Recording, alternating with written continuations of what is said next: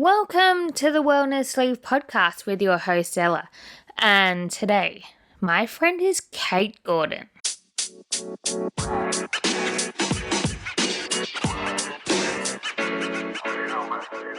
Kate was an amazing CrossFit athlete, making it to the games a few times.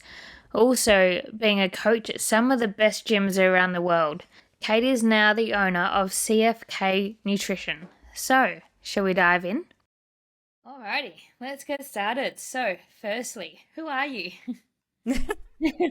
Hello, I'm Kate. I am a coach, athlete, business owner now.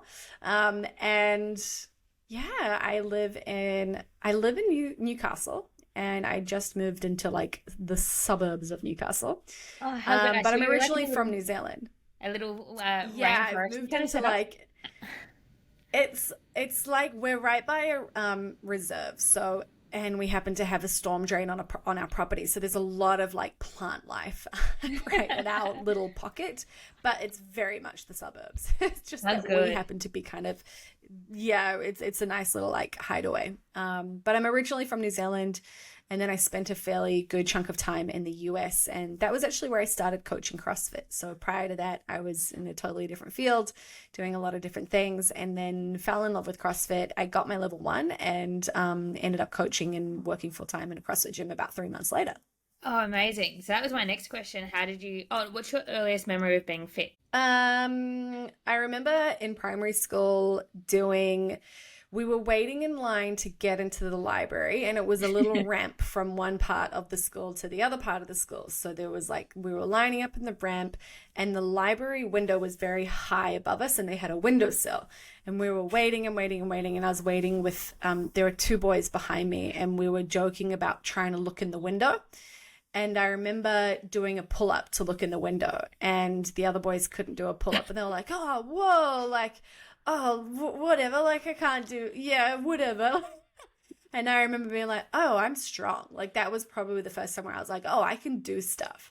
That's so And funny. at that time, I was doing a little bit of yeah, I was doing a little bit of gymnastics. I was doing a little bit of martial arts. I was pretty just active with my family. We spent a lot of time wakeboarding or skiing in the winter. So we were active in general. But that's probably one of those moments that I remember a little locked in memory, you Yeah. know, like it's very real memory. That's so funny. That's like the idea behind that question. I love those stories that come back and like, oh, I remember like playing these games when I was so young, and that kind of really set in stone where I went from there. It's so interesting to hear what people Yeah, say with that. so So, funny. as you grew up playing all like gymnastics and everything, and then when did you get into a gym and start lifting and CrossFit? I have many memories of being in a gym when I was a kid. My parents are both like total gym bunnies. My dad especially. My mum not as much, but my mum was doing it when she was with my dad. So we were close friends with the owners of the gym. I don't know if you're familiar with Les Mills, the gym Yes, chain it's from New very big Zealand. over here. It's like Body Pump and Yeah. Combat and Body Jam. Like, we were friends with the Millses. So we used to go on family Oh, holidays with them. And so I have like some of my early childhood memories are actually being in the crash at the gym. So I've spent a lot of time around gyms. And I wasn't, naturally comfortable in that environment around machines and things.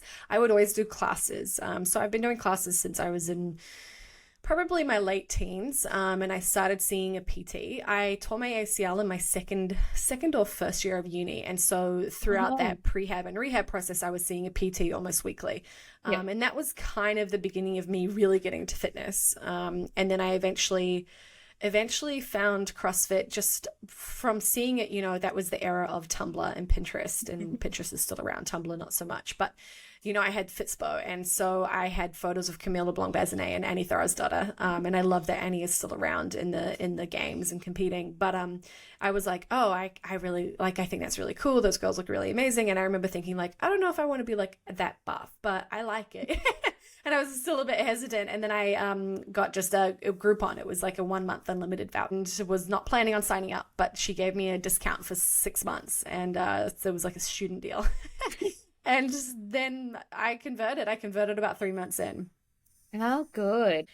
So you said Perfect. your CrossFit like coaching started in America. So how did you get from doing your local gym to moving over there and starting to coach? I'd already been living there because I was at university over there. So I'd been there for a few years. Oh, cool. What state were And you in? I was still able to get a visa and work. I was in California. Oh, So I was at nice. UC Irvine, which is kind of Orange County. Yeah, yeah. So I was there for a while.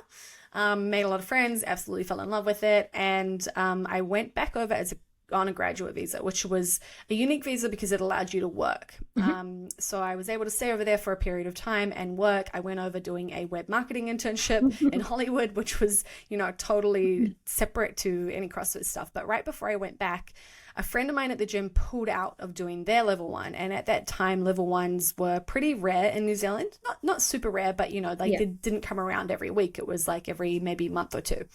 And they're usually very, very full. So they were usually sold out. And he pulled out maybe a week prior, and I emailed them saying, hey, my friend's pulling out. Can I take his spot?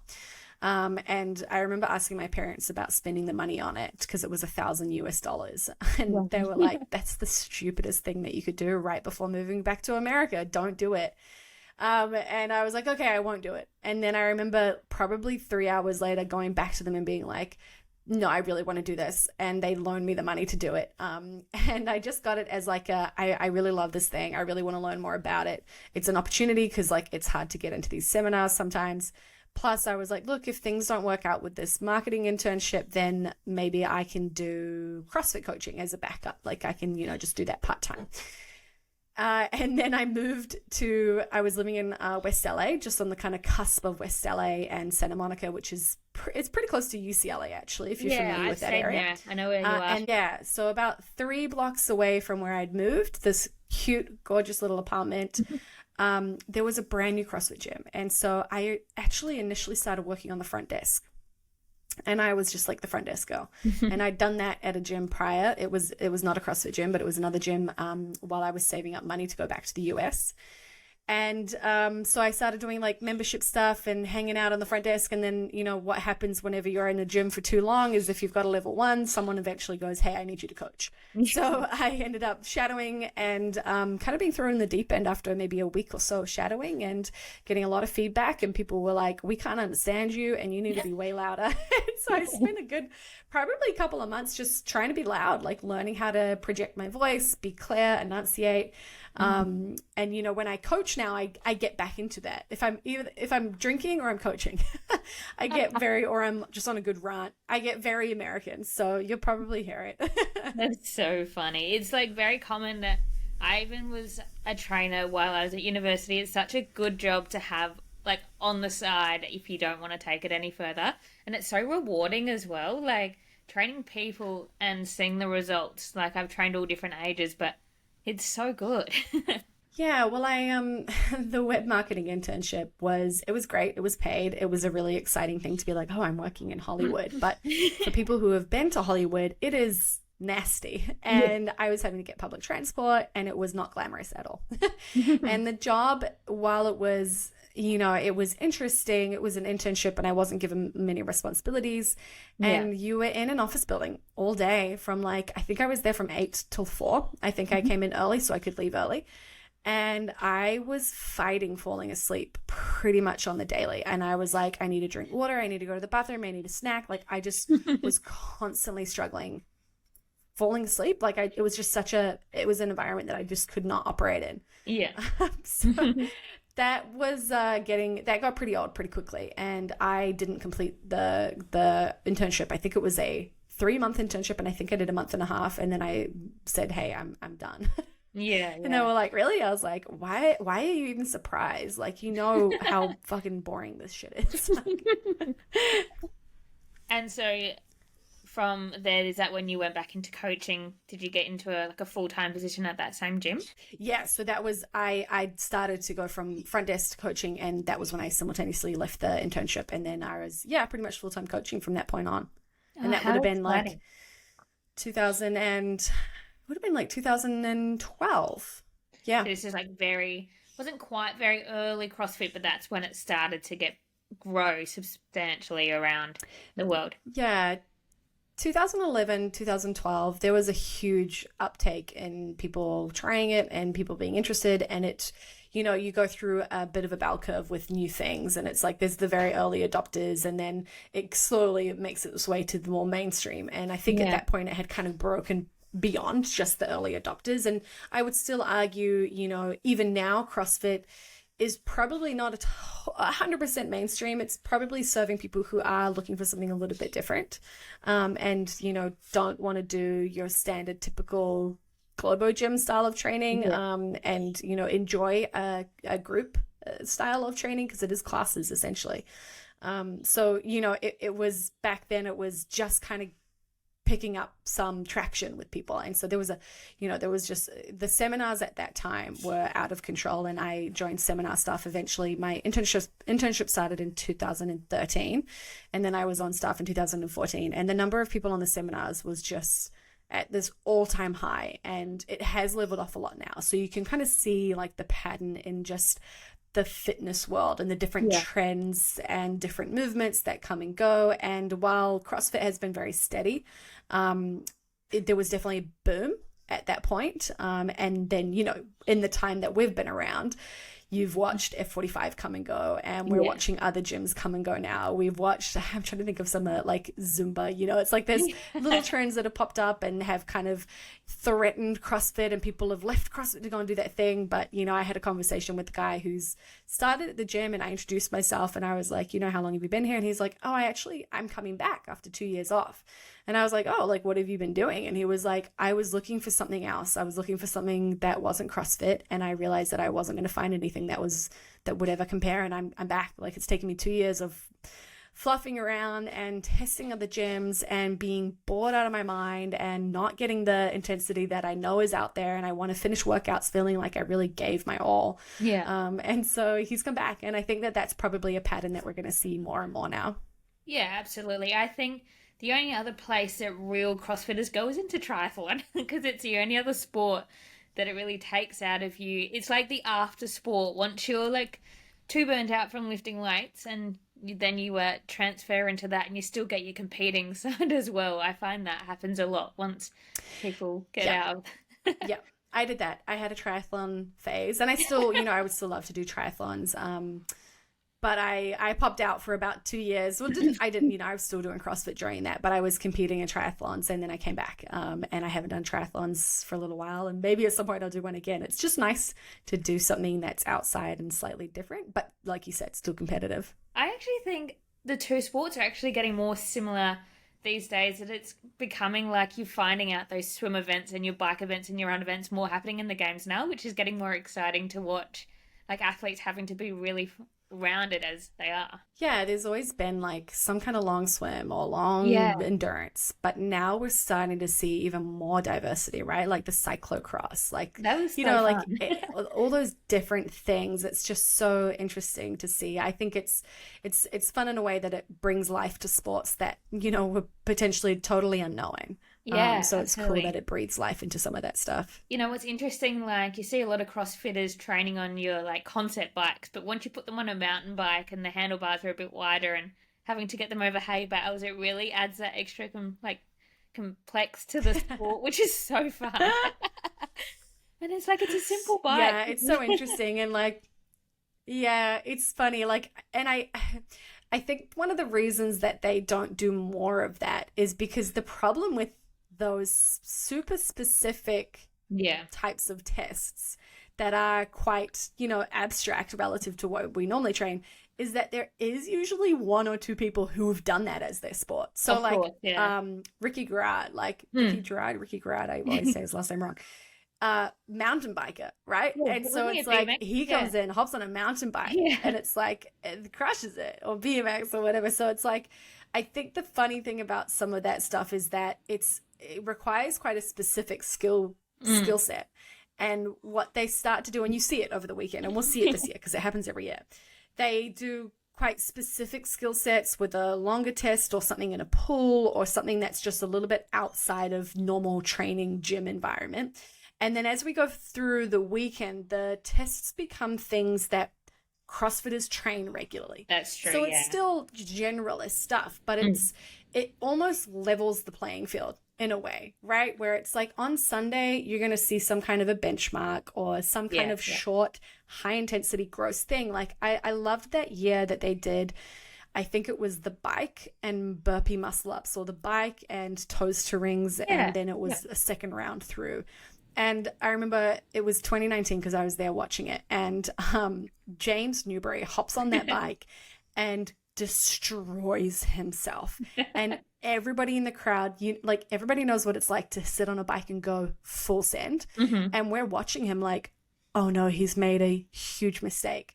But it was totally intentional, because it was like, how much can I put myself into this? Like, how much can I literally bury myself and just see what the fuck happens? Like, I'm just going to give it a crack. And it was such a great expression on such a simple workout. It was literally, I'm pretty sure it was some number of calories on the bike and then some number of toes to rings. It's like everybody can do those movements. There's not really any advantage that anyone has, because they're movements that these athletes have been doing for a long time. They're movements that anyone in the audience borderline could do, as long as you can hang from rings and fold yourself in half. Like, so what's nice about those tests is that they're such broad tests, because people are really good at that stuff, and there's no limit in terms of skill, because it's not really skill based. It's just how much can you hurt? Like, what is your ability to just go hard and hold high intensity? It's like, how hard have you been training yourself to be able to push to your max and be able to hold it for like the 5-10 minute workout and really push yourself without passing out? It's like that borderline of how far can you go?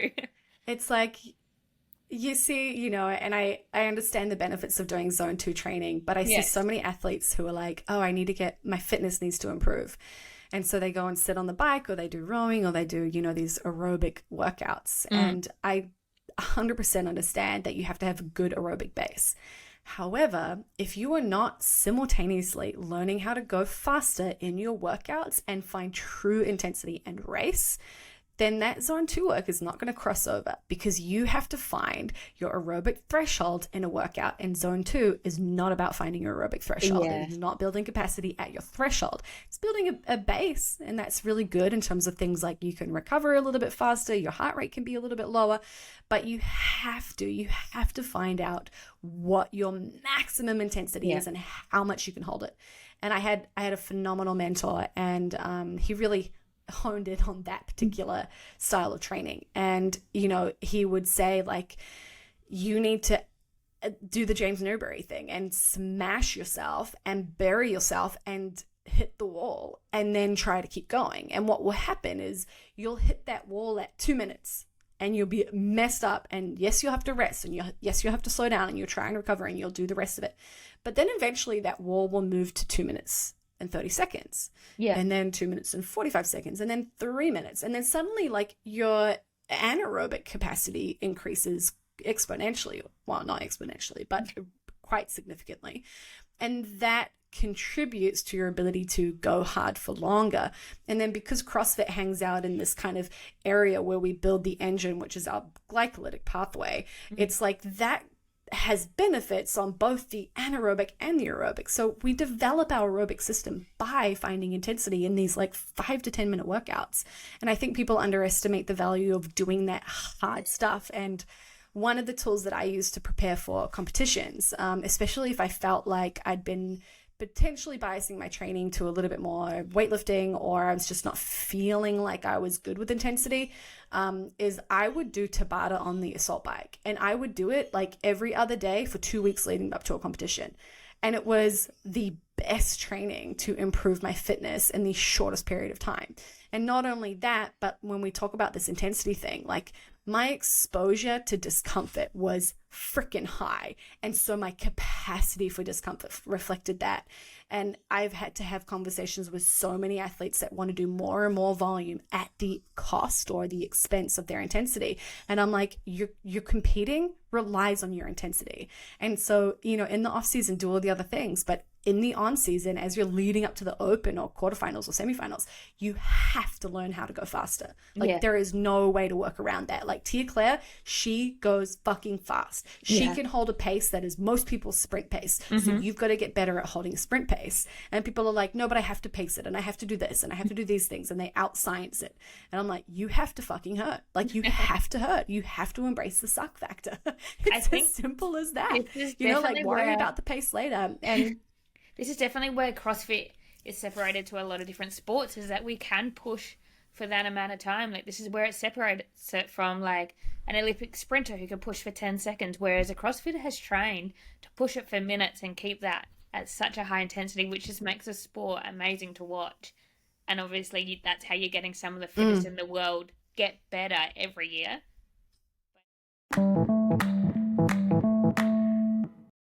But so back to competing, where did you start competing yourself? I was always in local competitions. Like, I've done so many competitions. I remember one of the gyms that I was at asked for like a, hey, can you give us like a bio and like a what certificates and what have you done and what competitions? I wrote out this list of competitions that I was like, maybe I shouldn't put every single competition I've done, because I did every competition that came around. And so I had like 20 competitions that were just local. I wasn't winning. I wasn't doing anything phenomenal, but I was just competing and I was just in that environment. I loved it and it was super fun and I loved hanging out with my friends. So I did all the local comps. And then I kind of backed off, like, or not that I backed off. I enjoyed just doing the competitions without trying, because I was so afraid that I wouldn't be enough and I would fail. So I really resisted competing and thinking of myself as a competitor. I was like, oh no, I'm not an athlete. Like, I just like to compete, and like, I'm pretty good. I'm okay without trying. But like, you know, I was too scared to try and expose my weaknesses, or, you know, not get better or try and not accomplish a lot. So I like to sit in that realm of like, oh, I have potential, but you know, no, I don't really care about it. You know, like, I sat in that space for a long time. And then in 2015, we had a team accidentally qualify for the games. And I say accidentally because we went to regionals.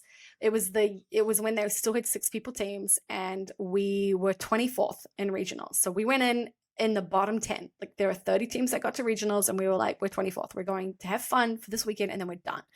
And the team was such a fun group of people. It was a true affiliate team. We trained together every day. We hung out. The boys were freaking annoying. The girls would hang out and have their gossip sessions. And it was just a true like crew. And we ended up coming 3rd, and it was the top 5 that would go to the games. And we just had this combination of people where we had 2 level 10 gymnasts, you know, ex-level 10 gymnasts, so top Australian gymnasts. We had 2 people who were like, you know, one of them's gone on to become an Olympic level or pushing for the Olympics in rowing. And the other one just had this massive engine. Like, he was just someone who liked to hurt. You know, those messed up people? He was one of those guys who kind of like blacked out every workout and was like, I don't know what just happened. I just went. And then we had 2 people that were super strong. So I was the strong girl, and we had one other dude who was just able to lift a shit ton of weight. And so we just combined very well as a team, and we were able to, you know, pick up each other's weaknesses when needed by just shifting ourselves around and supporting each other. So we just had a really, really nice complementary group of people that happened. Yeah. And, you know, the relationships that we had meant that we were super relaxed on the floor. Like, it's really hard to be uptight when you've got two guys. The 2 boys on the team were like just such bros. They, you know, on the first day in the warm-up area, as we were walking to the floor, one of them hopped on my back for a piggyback. And then the other one, and he's like 6'3", was like, oh, great idea, and jumped on the other dude's back on mine. I had 2 gigantic CrossFitters on my back, and I slam into the ground. Like, I'm like knees in the ground, face forward, flat. And then I start crying. And this is before event 1, and the boys are like, oh shit, oh no, okay, it's okay. And I'm like, what the fuck? And so it was like, that was just the spirit of the weekend. Like, they were just messing around. They would mess with us. We would get annoyed with them. It was always laughing. And so, you know, it was always really funny. So we were just so relaxed and just enjoying it. And I think sometimes that's the beauty of it. And, you have to almost find a way to stay the underdog, even if you are aiming to qualify for quarterfinals or semifinals, or you're trying to get to the games. Like, the longer you can have the underdog mentality of like, I'm just relaxed and I'm just going to go through this and just fuck around and have fun and just like hurt, that gives you this relief from the pressure that can come from like, oh, well, last year I got here and I have to beat that, or it's top 30 or it's top 3. I have to, when you remove the I have to and you Yeah. get to that I get to mindset, Yeah. it transforms a competitor. And I love the phrase. And I think it was Scott Panchik or someone who said, a happy competitor is a dangerous competitor. Oh, And absolutely. it's such a nice phrase. And it doesn't mean that you're happy and stoked with life all the time and you're not out on the floor smiling. Like you don't see Tia Claire just like, I mean, you do see her smiling a lot, but you don't see her without a serious face on a pretty regular basis. She's got a competition face, but sure. you just have to be but you have to know how to relax in that environment, in that very high pressure environment. So where were the games that year? So sorry, long story short. Yeah. That was in Carson. So that was when it was Los Angeles or California. We competed in Carson 2015. And I think we were like 30th out of 40 teams. So we didn't like perform at the top. We had a couple of top 10 finishes, which was cool. But otherwise it was just like a really amazing trip away. And it was all of us, 6 people hanging out together, traveling together. It was really fun. And then I actually had a really problematic back.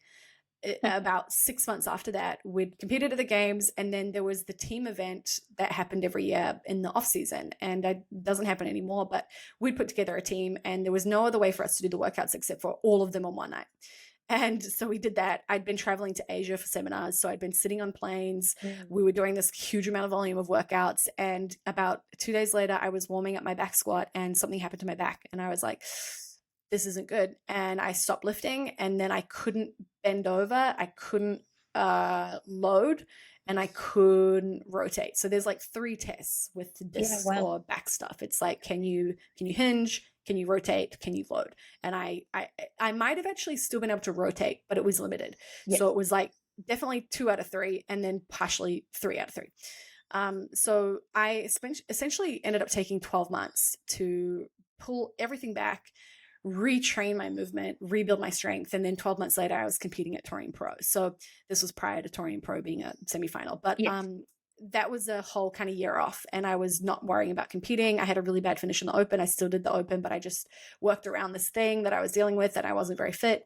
And so then I kind of got to the end of that, and I went, you know what, like I feel really good. I'm really proud of my progress. And I went and talked to my mentor, who I mentioned earlier, and was like, hey, I really want to get to regionals. Can you help me get to regionals?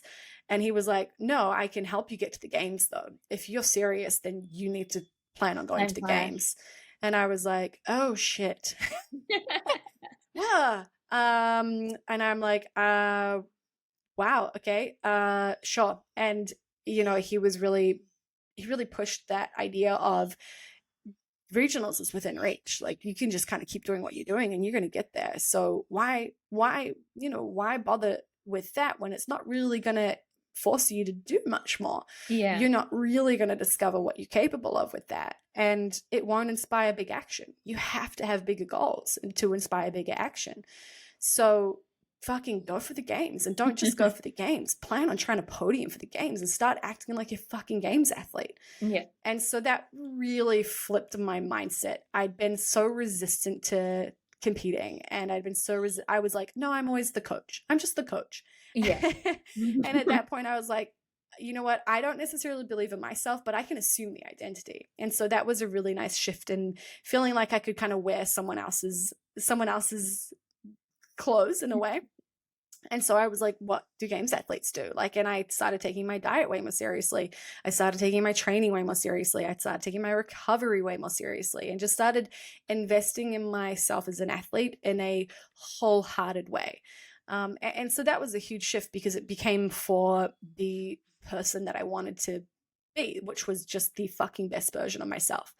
And it was such an interesting process, because it was like this massive goal. I had inspired huge action. I really changed how I was behaving and how I perceived myself. But at the same time, as I went through the journey, what I realized is that it was helping me become more of me.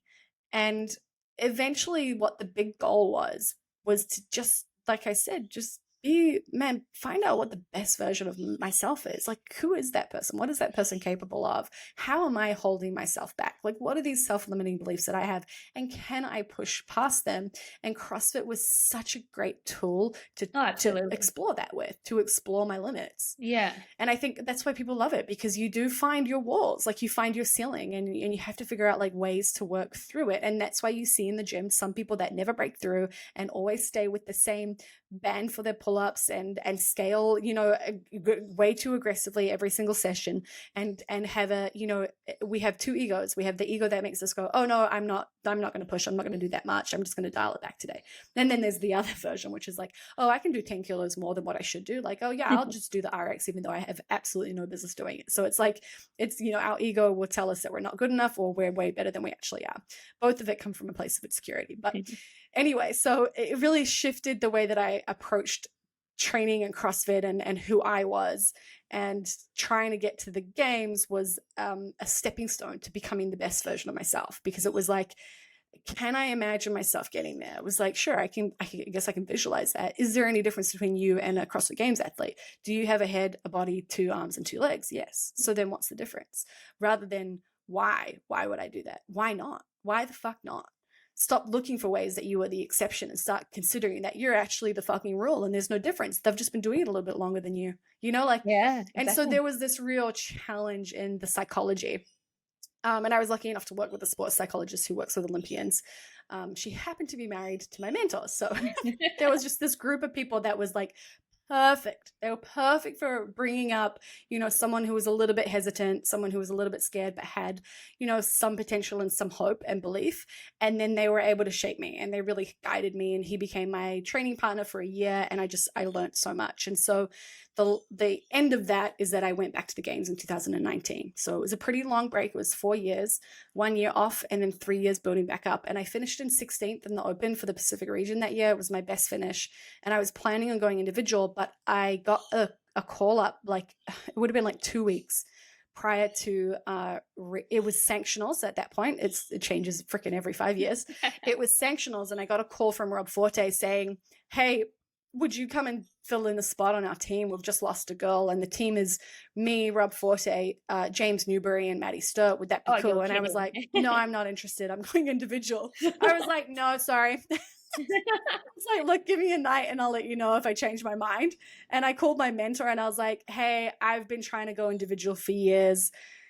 What do I do? Like, what do I do? They've offered me a spot. It'd be a great team, but like this has been all the work I've been doing for 3 years. And he was like, mate, people would pay to be on that team and you have a real shot at going to the games. He was like, you're stupid for saying no. And so I called Rob the next day and I was like, I'm in. Put me on. Put me in, coach. That's almost so like he put me in the team. That's almost like a guarantee to get to the game. And I was like, nah. But I was so set. I was so set on competing individually. But we went and we won. We won regionals. It was amazing. We competed. We were competing against. There was Team X that year, and Team X was Jessica Coughlin, Harriet Roberts, Khan Porter, and who was their other guy? Who was their other guy? Another Australian, like top Australian athlete. Mm. I just cannot, for some reason, remember who, but I just remember Khan Porter, Harriet, Jess, and there's someone else. And I apologize if he listens to this. Like so they'd already got their spot. So James Newbury was on our team. Yeah, he was on the podcast earlier in the season, and it was just, I think it was late last year, and he was talking. I was like, oh, what are your predictions? What are you going to do in 2024? He's like, going team. It's going to be all Australian. And I was like, oh, like, let me guess. And he's like, all right, guess, but I'm not saying yes or no. I was like, well, it has to be Khan. He's like, your best mate. And then I was like trying to guess the girls. And then he's like, well, you're going to have to find out soon. It's coming, like, going to be announced. And then it got announced on, like, Instagram. And I commented, I was like, he announced this months ago. You're just listening to the wrong podcast. Yeah. It's so funny. It was exactly. Like Morning Chalk Up. Yes, it was the Morning Chalk Up. Oh, I just Morning Chalk Up. The Morning Chalk Up announced that, and I was like, "You guys like need to do your research because he announced this on my podcast." But I think that's going to be a really good Slackers. team coming in this year. And yeah, that would have been such a good team having Mm, James and mm. Rob. Yeah, I mean, it was like a CrossFit Games athlete individuals come together for a team. It was the year that you could do super teams. So Yes. we competed in sanctionals, one sanctionals, and then two athletes were able to drop out and you could bring two new athletes in. So Oh, cool. we had James and Maddie had already qualified for the CrossFit Games. They'd done it at other sanctional events. So they dropped out and we brought in Zeke Grove and Danny Horan from the US, who I was coaching at the time with her nutrition. So it just worked out really well. Like we'd talked to a couple of other Aussie girls, but it was so late in the season and it was just like, man, who's right? Who's going to fit? Yeah. And we hopped on the phone with Danny and it was just perfect. So yeah. And then we competed as a team and we came 11th, and that was me with a sprained ankle after the first event. So I had a strapped ankle. It was 3 times its size. We had I think it was like a 5-mile run as the third event. So I ran on it. I was I was in a world of hurt. And the best part about that was because Team X, the Calm Porter's team with Harriet and Jess and the other guy, they'd already qualified. So they were there as well. So our main goal was like, we've got to beat them. We have to beat that team. And they were Team X and we were X Terminators. So we were like, we cannot be named X Terminators and not fucking beat Team X. So we were lucky. They got culled on one of the early cuts and we got culled on it was one of the day 2 cuts. So we stuck out a little bit longer than them. And it was lucky because I knew that some of the girls weren't very good with handstand walking, and my handstand walking had rapidly improved. And it was like literally them not being very good at that, me being like good, and me being able to still run with a fucked up ankle and happening to be on a team with, 3 extremely good long distance runners. They basically pulled me. Like we had a rope and they were just pulling me. Yeah. We had packs with weights. They carried all the weight. I didn't carry. It was just like, it was you couldn't have written better events. Yeah. So it worked out well and we came 11th. We beat X. We were the Exterminators. And then we got to hang out for the weekend and chill because it was just the format just allowed us to kind of like, once some of the cuts were done, it was like, all right, well, now we're at the end of our season and now you get to just chill. So like, that's the interesting thing about the games. The semifinals / sanctionals, regionals, whichever version as the event prior to the games, the qualifier for the games, that is a far more stressful environment and the athletes are far more highly strung than the games because that's the make or break. The regionals, the sanctionals, now semifinals, that is where you get to the games. Once you're at the games, you can just have fun. Like you can relax and you can enjoy it and you can play with it and just soak it all up. But, you watch athletes that are competing at Torium Pro versus the games and it's like Torium Pro is what they would always say is the more stressful event, which is funny. I went to Torium Pro in 21 and 22. I think you were competing on teams both years of that. And I always remember the lifting ladder when it was the teams. The stadium was about half full because everybody's like, oh, it's just teams. Like, nobody's going to be watching. I was like, nah, well, there's a good team in there and we have to go and watch Kate lift. I remember, was it 21 that you had the standing ovation for when you did the biggest lift? You made it all the way through and there wasn't many. Yeah, there was one year they did a snatch. Yes, and I think that might have been 21. 21, yes. Or 20. Yeah. And then they did a clean and jerk the next year. Yeah, I think. No, it was clean and jerk the first time. Clean and jerk was the first one. That's right. Because I power cleaned 111 kilos. And so that was the thing that was like, all right, I'm going to do this final bar. And I was like, well, I'm fucking power cleaning it. So hope that's okay. And they didn't have any rules around whether it had to be a squat clean or a power clean. So I was like, sweet. Power cleaned it, split jerk. And then the next year they had a 1RM snatch. And I was like, it was a ladder format as well. I'm like, man, this is great. And they do it, when they were programming for themselves before the CrossFit Games started programming for semifinals again, they would do ladders that had really small increments. Yes. So it was like, you'd go out at like 75 and you do 11 lifts before you hit 85 for the snatch. So it was like 75 and then 77 and then 79. It was just like these very small jumps because it was in pounds.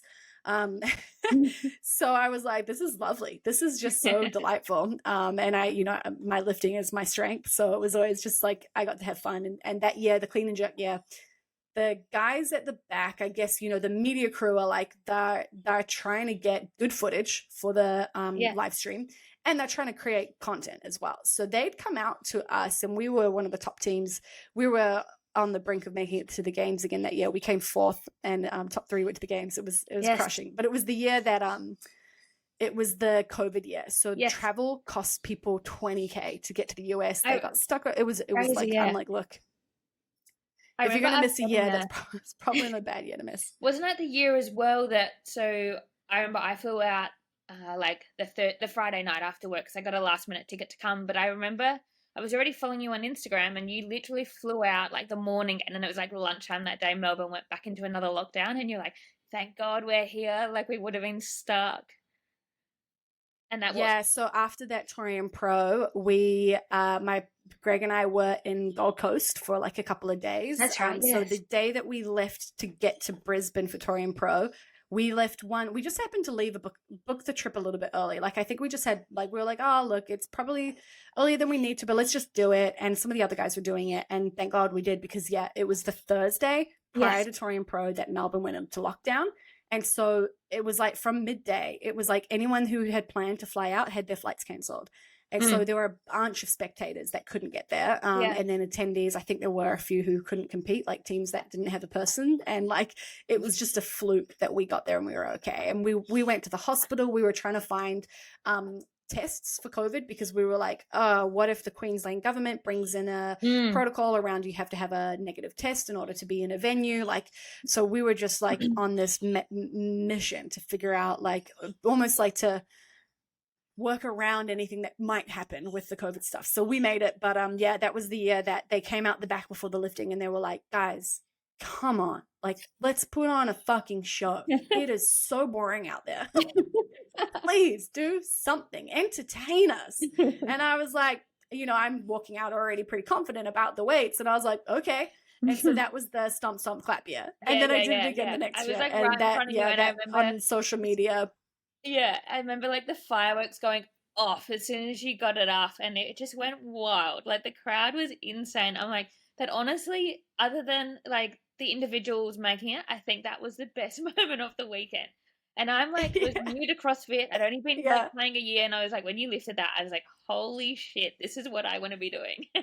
I never really wanted to compete for like the strong side. I was like, if she can be that strong, like, I'm gonna try. And then I have people that they found me on social media because of that lift, and now I have so many people who are like, I've been following you since the Torian Pro cleaner jug. That's like their mark. That's when they started following me. So it was a very cool event. That's crazy. And then you went back the other year. You moved in between then, and then you came back to the Torian with your Newcastle team, right? Yeah, I've done teams since, but it's always just been kind of fun teams and a bit of a mixture of people. I think I can't remember what we finished that first year. Last year it was like we had a thrown together team, and I probably shouldn't have competed. Like, I mentally wasn't really. I was trying to go individual again, and so I had kind of like, it was a bit last minute. I was dealing with my back was flaring up last year, and then it came right in like November, or it came right. I think it was like end of October. So I was like, I've got 3 months. I'm either all in or I'm out. And I was like, fuck it. I'm just going to go all in. And so I did a 12-month build up to the Open and quarterfinals.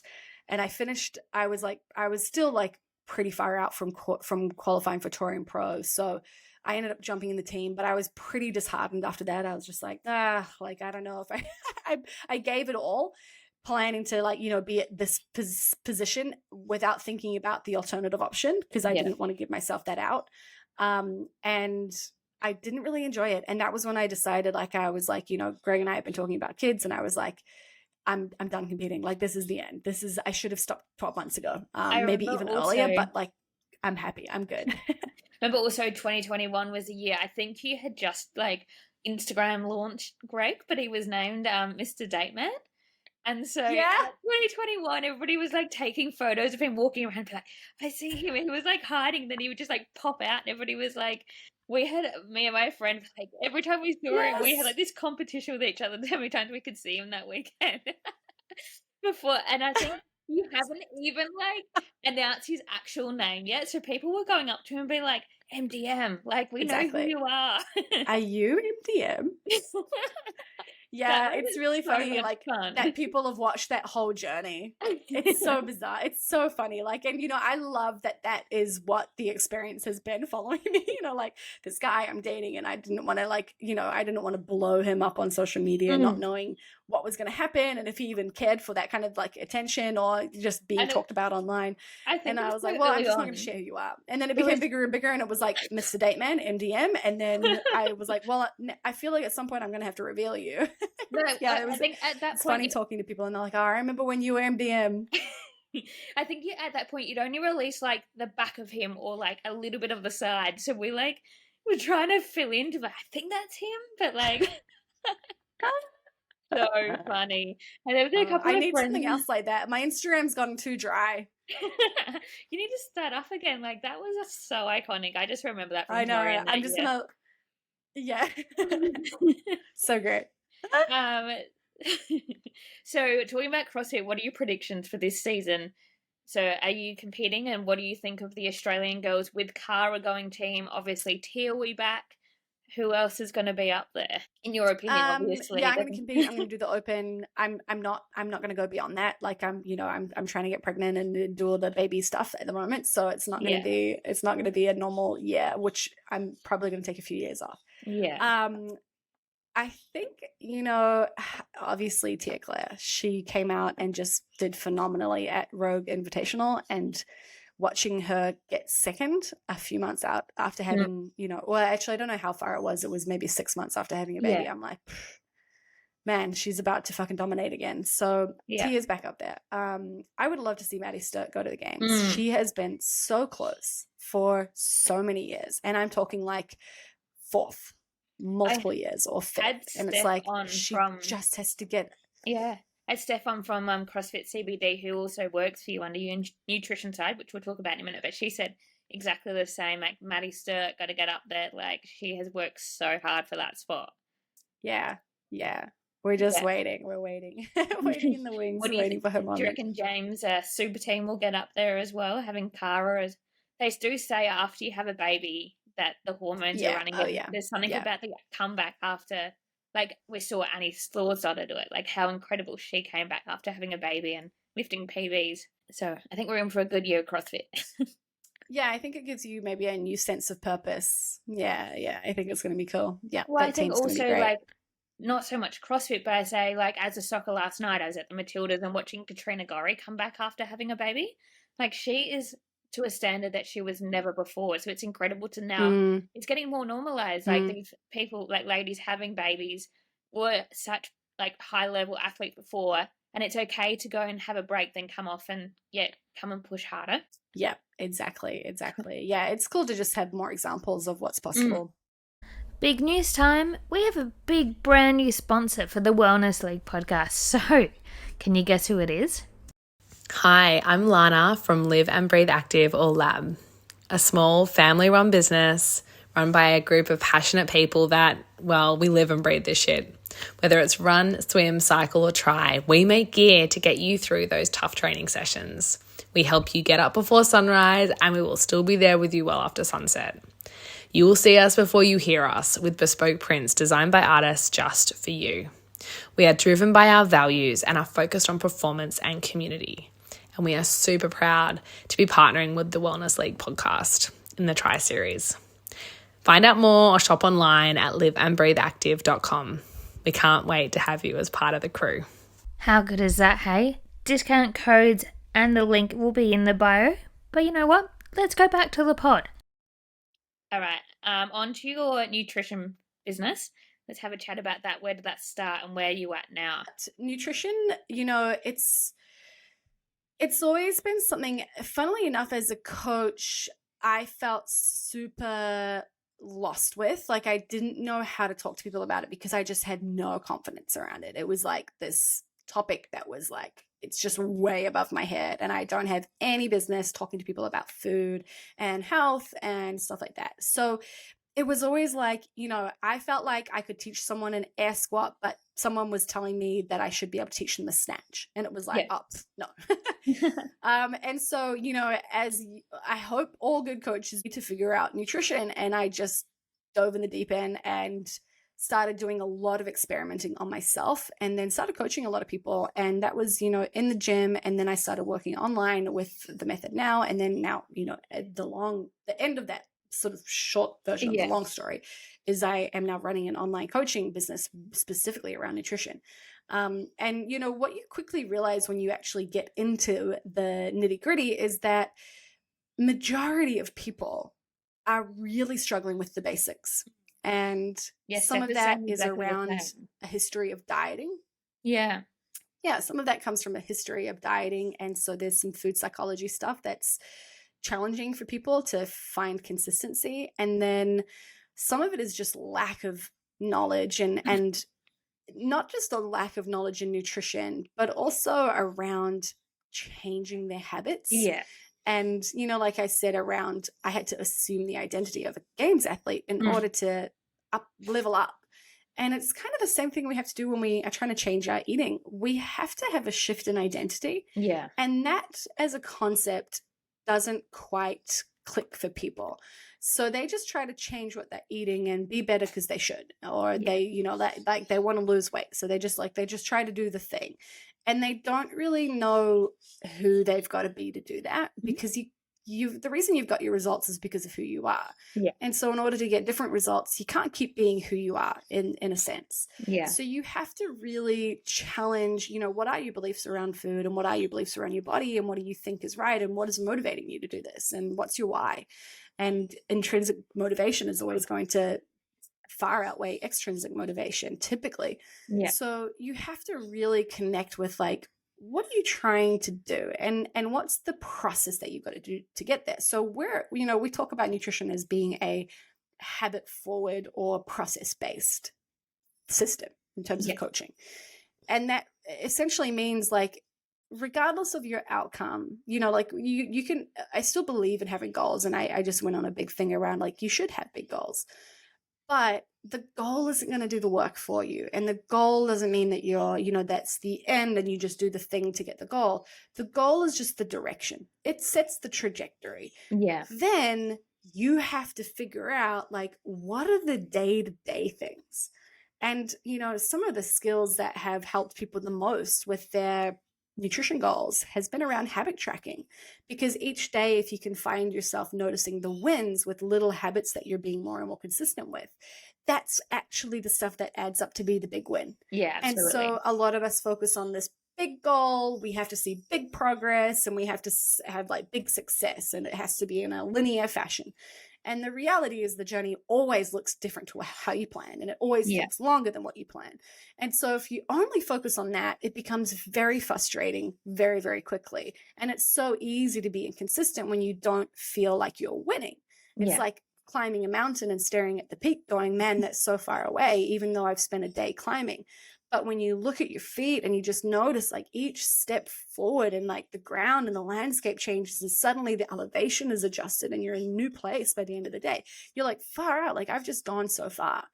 But it's just a matter of perspective, right? Yeah. It's purely perspective. So much of our food and eating and behavior and psychology is around like, we've got to find the right perspective. And if I can get you thinking and feeling differently, then your eating is going to start to take care of itself. Yeah. And so that is so built into what we do.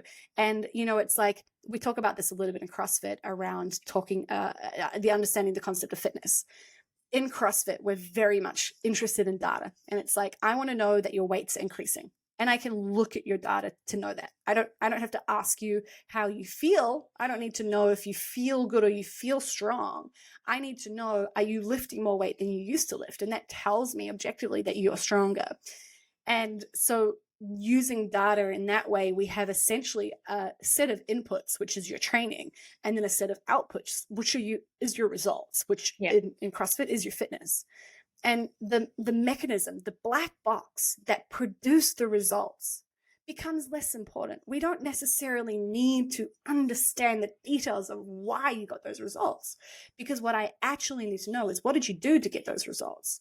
And so that's the same thing with nutrition. It can be so horribly complex, but when you understand that you can break it down into what's the input, and quite literally, like, what is my calorie input? What am I eating? Yeah. What's the quantity, and what is the quality of food that I'm getting? And what are my results right now? And if the results aren't what I want, if I need to change my results, if my weights aren't getting heavier, if I'm not getting fitter, if I'm not leaning out, if my body fat percentage is too high or my cholesterol is too high, then the inputs have to change. And then I can monitor the outputs and see if that is reflecting a positive or negative change. And it is do X, and I'm going to get Y. And if Y is what I want, then I keep doing X. If Y isn't what I want, then I'm going to have to do Z. And then I'll get another result. And if that's what I want, then I keep doing that. So it's like, it's actually just this little, like, it's this systematic approach to eating, where it's like, you don't necessarily need all the science. Now, I 100% believe in education-driven compliance. So I know that I'm way better at doing what I know that I need to do if I understand why. And so absolutely, we're going to talk about the details and understanding some of the stuff that's going on under the hood. But at the end of the day, if you're not doing the thing that you need to do to get what you need to get, then all the knowledge in the world won't help you. Yeah. So we've got to kind of understand it in that way, where it's like, you know, you go on these long journeys with nutrition. I've come from being an extreme dieter. I've binge eaten. I've done the yo-yo diets. I've tried many, many extreme diets. And, you know, then I got into CrossFit and I started doing the paleo thing. And then I did the zone diet. And then I've done macros. And then I've done intuitive eating. And it's like, you try everything. And slowly but surely, you figure out what works for you. Yeah. And for a lot of people, you know, that are coming to me, a lot of people want to lose weight. Like, that is the goal that they have. And they CrossFit and they work out really hard and they want to improve their fitness as well. But their main goal is to lose weight. And there's many times that I have to have the conversation of, you have to start doing something differently. Like, you have to start doing something different. Yeah. And I know that you feel really hung up on the weight thing. And I know that there's some insecurities behind that. And there's some potentially like body dysmorphia or fat phobia, or there's some feelings that are really deep, or even trauma around that. And it's like, we have to understand that part. But if you keep doing a diet and you continue to be inconsistent, and you are on again and off again and on again and off again, and you don't have consistency in your version of eating healthy as being on a diet, then there's something amiss. Yeah. I need to teach you how to just eat for your health. I just want you to feel good in a gym, and I want you to feel what healthy feels like and what it's like to bring in more food rather than being obsessed with taking stuff out. Like, we're so good at going, oh, I'm eating too much of XYZ. So if I want to lose weight, I've got to eat less of XYZ. What we need to start doing is going, what am I not eating enough of? Oh, okay. I'm missing protein. I am definitely missing protein. I need to eat more protein. Oh, I'm not eating a broad enough diversity of vegetables. Okay, I'm going to pick a different color vegetable at the supermarket this week. And so bringing in stuff is just this shift from this scarcity mindset, which is so deeply embedded in diet culture and diet mindset, into this abundance mindset, which is nourishment and health and performance. And it really benefits us as athletes, especially for women. And the byproduct of that is you can train harder, you can get stronger, and you actually end up altering your body composition by building muscle, which utilizes more calories and allows you to burn more fat, and you do it from a healthy state. Absolutely, the shitty part about constantly trying to diet is and I don't want to say fuck our metabolism, that's an extreme phrase and it's not accurate, but we make it harder to lose weight. Yeah. And so we've got to take our bodies out of that stressed, restricted state and into this place where, like, you can perform and you can go hard and you can build muscle, and building muscle long term is a better predictor for maintaining a better leanness or a better body composition. Yeah, totally. So we're actually, for the long term for our lives, it's so much smarter to gain muscle and get some size before you worry about leaning out. And when you do it right, the leaning out to a degree will become easier and almost do it on its own. Like, you know, I sit extremely lean now and I eat a lot of food. Like, I'm eating like 2,500 to 3,000 calories on a regular day, and I'm training 3 times a week and not hard. And I just sit at this degree of leanness because I have so much muscle from years and years of lifting and eating at maintenance or above. Yeah. So, you know, people come to us and they're like, oh, I need to be in a deficit. I need to eat less. I'm eating too much. I need to lose weight. And I'm like, can we spend some time building muscle? If we can do that, I'm telling you right now, your body composition is going to improve, and it will take longer, but it will last so much longer. Like it will set you up for life. Absolutely. And it's just, it's counterintuitive when people want to lose weight.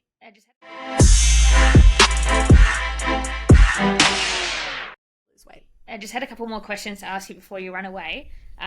Firstly, name a sliding door moment in your life where you've opened a door and it's completely changed your projection of your future. So probably moving to Australia. I had been fired from a CrossFit gym in New Zealand and I had a fallout with the owner. Things were turning to shit. And I got an offer to come and work at a gym in Brisbane. And that was the gym that we ended up competing at the games for the first time in 2015. And I ended up meeting my mentors. I ended up meeting all the people, just being here and ultimately leading me to where I am now. Like that was a moment that I just had it was a real fuck it, I'm just going to take a job moment. And I'm like, thank God I did.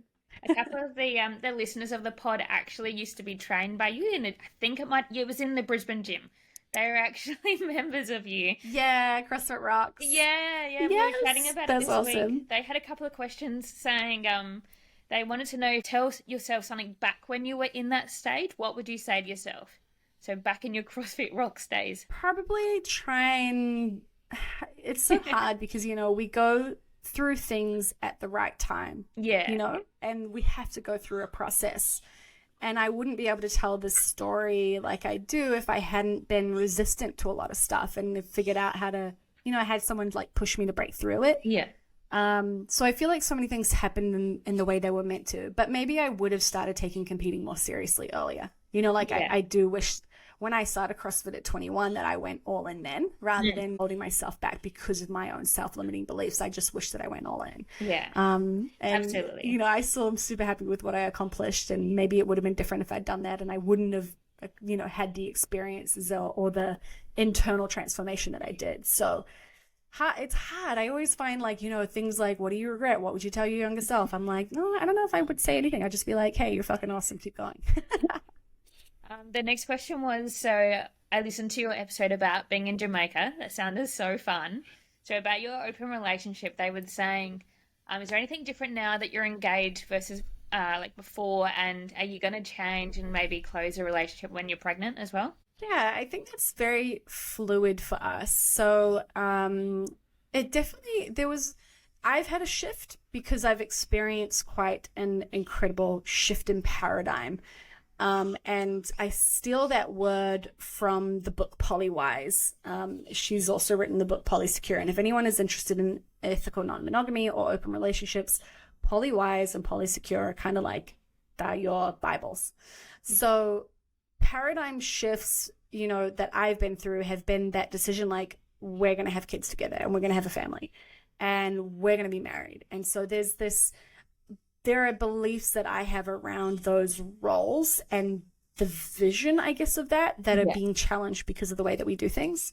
So that's been quite interesting for me. That has shifted lately. And, I'm doing a lot of work on where is that coming from and what's happening and what's going on. So, as you do, no matter what style of relationship you have, you are going to do a lot of healing in your relationship, and it's very uncomfortable a lot of the time. So I've kind of had this phase of oh, okay, I've got to figure this thing out right now.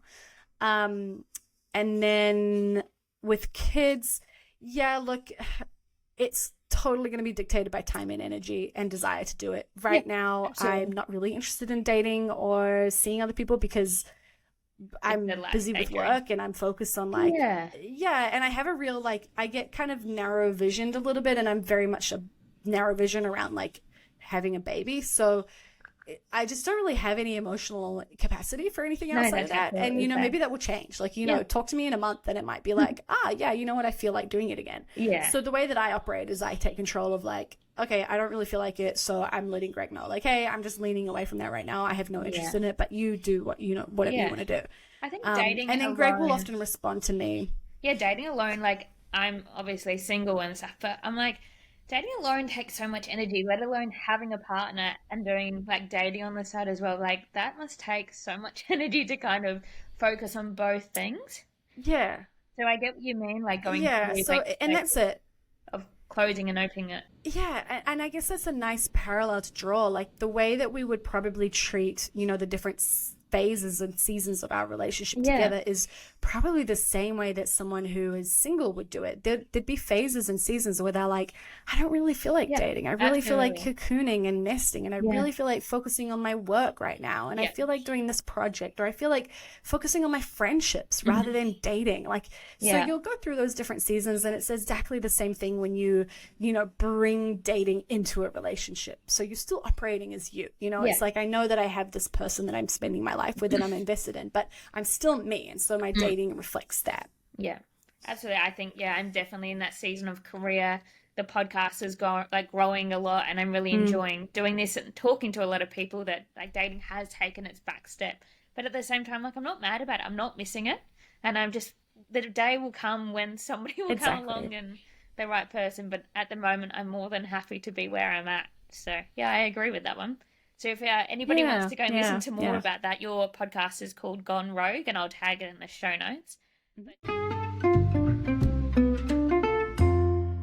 But just to finish off, I have something called 5 Fast Questions, and it's the numbers are between 1 and 20, and you pick a number, and the first thing that comes to your mind when I say the question, you just got to spit it out. And so it's like super quick and super fun to finish off with. So your first number between 1 and 20? 20. Okay, number 20, your biggest fear. Super deep. That I'm not enough. I'm not enough. Yeah. Is this something that you're always working on? Always. Yeah. All right, next number. 8. Number 8 is 3 things that make you happy. Training. Yeah. Being with Greg. Mr. MDM. MDM. And I want to just I think being in a beautiful environment. So I love going to the beach or being in nature or just being, having some time outside. Like I know that I feel my best when I'm outside. So I love that. Next one. Number 15. Okay, number 15 is your favorite place in the world. The first one that comes to mind. Probably home. Home. No. My favorite place is home. As in where you are now, or as in back in New Zealand? Just wherever home is. So my house. Yep. All right. Next number. 3. Number 3 is if you could go back to a month in your life, when and why? I don't know. I there's part of me that I would love to go back to when I first met Greg, because it was such a it's always a fun time, but I'm like, you only get to be with someone for the first time once and date them for the first time once and learn about them and go through that phase. So if I could do the month that I met Greg again. Yeah. Like when he was the birth of MDM, that was a really amazing time. And maybe if I had to relive any, it would be potentially the beginning of our relationship. Was it in Melbourne that you met as well? Yeah. Was it also an app? Did I remember right? Yeah, we met on Tinder. Yeah, I remember this love story from the beginning. It works. It does work. You got to go through. I'll have to keep you can download your Tinder data, and I think I've done 300,000 swipes. The majority of them have been no, but there was a yes, and one of them was Greg. So All right, last number. Number 1. Okay, number 1 is your go-to song or artist to listen to. I don't know if I have a go-to artist. Or a Spotify I probably playlist. have go-to playlists. Yeah. Yeah, I probably have a couple. For a long time, it was a top 50 countries, country music hits playlist. Love that. But it was the same songs for 5 years, and I've just recently gone, I need to get that out of rotation. I'm done with it. So it was that for a while. Now I'm probably back into electronic music a little bit again. Sorry? It's so good to train to, a good electronic dance kind of thing to get the beat up. We went to Tomorrowland as well this year. So that usually brings, it's like a little spark back into it again. That was the trip where you got engaged in Egypt, right? Yes. So good. In Morocco. Oh, how amazing. What do you consume at the moment in terms of podcast, TV shows and books? I'm not watching any TV. Honestly, it's so crap at the moment. Reading. I'm kind of waiting for I want to go and see June 2. I'm waiting for Bridgerton, Witcher. I don't know if I'll watch Witcher now that it's not Henry Cavill, so that might be out of rotation. And then there's another TV show, Stranger Things. I'm waiting for Stranger Things to come back. Oh, yeah? So those are probably TV shows that I'll watch this year. And then podcasts, I've been listening to a lot of the Jordan Harbinger show. And then what else? We've been listening to the Polly Wise book on Audible. So Greg and I have been listening to that together. And then, I haven't been doing a ton of podcasts lately, but books, I've been reading all of the Sarah J. Maas books. So it's adult fantasy fiction, which is not a genre that I thought I would get into, but it was just like really easy reading. And you went on a total journey with them. And she has really cool, interesting stories. So it was just fun to read something that was like a little bit romantic, a little bit sexy and adventurous. And I just finished Crescent City 3, and now I'm waiting for her to bring Akatar. What will it be? 6 or 7 or something out. So that's it. I don't need any more fiction in my life because it takes over. It ruins my productivity. So it's been nice to not have any books left to read. On your social media, what's a common theme that you see a lot of? In my explore page or on my feed? Yeah, on your explore page. Or on your feed, either way. Well, because I've been reading the Sarah J. Maas books, I just keep getting AI art for those characters. So that's something that I'm seeing a lot of lately. I either get a lot of that type of content, or I get parenting stuff, or I get business coaching stuff. Yeah. That's what my Instagram feed is. Well, thank you so much for your time. I wish you good luck with having a cute MDM baby. Thank you. And I can't wait to see the journey of that. Can you make it just as exciting as announcing Mr. MDM? Yeah, well, I might. Maybe the next hidden identity will be the baby. Yeah. How do you one day the baby can be revealed? It'll be a long journey. It'll be like an 18-year journey. It's like baby MDM. Yeah, literally. So good. Well, good luck with everything, and thank you heaps for your time. Where can all the followers find you as well? Yeah, of course. Best place is Sea of Kate on Instagram. Great. Don't worry, I'll tag everything, and if they want to know more about Jamaica and the fun that was had there, go and listen to Gone Rogue. Yes. It was a good episode. Yes. I was listening to it at work the other day. Yeah, well, every time somebody walked in my office, I've definitely kind of separated out some of that stuff. It's so funny. Every time somebody walked in my office, that's dangerous. But no, it was a good listen. It's everything for relationships, our relationship, sex. It's on the Gone Rogue podcast, which is also an Instagram page. So if you want more of that stuff, go that way. If you want more nutrition and CrossFit, go to CFK and CFK Nutrition. Perfect. Thank you so much. That was great. Of course. Yeah, thank you. How insane is Kate, though? The way that she just normalizes the strong body is just insane. But listening to her way that she went through the games and, even getting into her coaching career and starting CFK Nutrition was quite interesting. How much knowledge that she holds and delivers to all of her clients is brilliant. She is so knowledgeable within the CrossFit space. I'll tag all her links in the show notes, including her Gone Road podcast and her CFK Nutrition podcast. Make sure to go and listen to Cara Saunders when she interviewed Cara Saunders, who's a CrossFit athlete, about her life. Very interesting. So go and have a listen. A big thank you to Lab or Live and Breathe for sponsoring this podcast. It's huge to team up with a great brand like this. So the discount code is TWLPOD15 for 15% off. It will also be in the show notes as well as the link. But I have been a lover for Lav products for years. Before this, it was called Catfish Designs for everybody who's in the triathlon world. I have been testing the Lab shorts, and if you know me, I hate wearing shorts, especially to go running in, because I am one of those girlies who always gets the chafe. But since I've been wearing the Lab shorts, I have not had any chafe problems, and these shorts do not roll up or down. It is so good. Combined with their really cool patterns on their shorts, I think you need to go and get yourself some today. So thank you for listening to this ep. Please subscribe wherever you're listening to. Don't forget to like, and if you want to do one better, share it with a friend.